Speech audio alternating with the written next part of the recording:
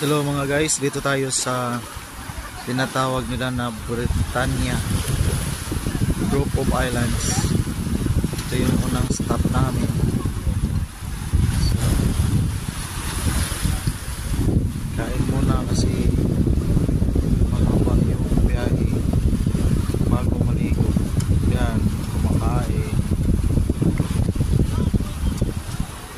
So ito yung maganda dito, maraming mga islands dito. Ito yung unang stop namin. So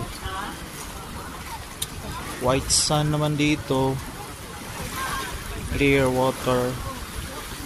So maganda po dito na bonding time with the family. So